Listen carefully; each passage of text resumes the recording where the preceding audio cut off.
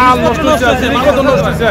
আমি নোটিশ পাই নাই, আমি কিচ্ছু পাই নাই। হ্যাঁ, আমাকে বলেও নাই। আমি আজকে আসিয়া থেকে আমার দোকান ভেঙে ফেলাইছি। আর যে দাগ দিছে দাগের থেকে আর অনেক ভিতরে গেছে। কোনো কিছু না বলে তাদের আশা করে হঠাৎ করে আমাদের বিল্ডিং ভেঙে ফেলছে। আমাদের যে জিনিসপত্র আছে এগুলো কোনো কিছু সরাইবার কোনো সুযোগ দেয় নেই। 1 ঘন্টা সময় দেন বলে আপনি এই জিনিসগুলো সরাইতে পারবেন। যা আছে সব কিছু মাল আমাদের একদম মাল নষ্ট হয়ে গেছে।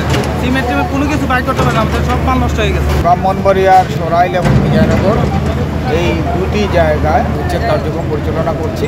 এই প্রজেক্টের আওতায় আরএসডির অধিগ্রহণকৃত যে জমি আছে, মালিকানাধীন সেই জমি আছে, সেই জমি সার্ভেয়াররা আগে এসে এখানে মেপে দাগ দিয়ে দিয়েছে। প্রত্যেক দোকানদারকে বলেছে, তারপর গণবিজ্ঞপ্তি জারি করা হয়েছে, মাইকিং করা হয়েছে।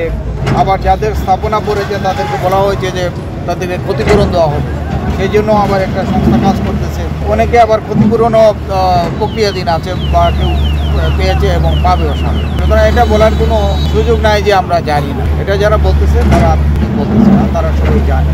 এবং তারা না জানলে তাদের দোকানের ভিতরে দাগ আসে করতে লাল দাগ দেওয়া হয়েছে। এখানে সার্ভেয়াররা মেপে রুটসের যে জায়গা আছে, সিএমএর যে জায়গা আছে, মেপে দাগ দিয়ে দিয়েছে এবং সেই অনুযায়ী উচ্ছেদ কার্যক্রম এগিয়ে চলছে।